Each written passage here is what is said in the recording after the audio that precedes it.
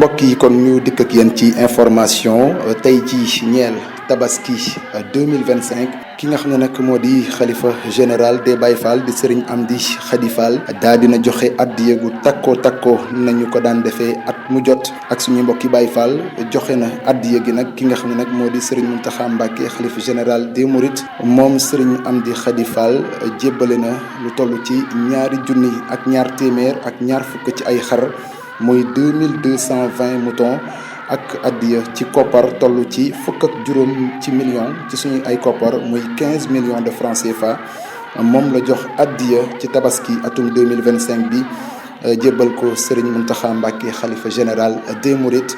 Serigne Amdy Khady Fall nag def na lu am solo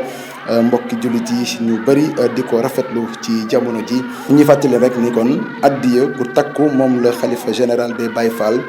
Serigne Amdy Khady Fall daa di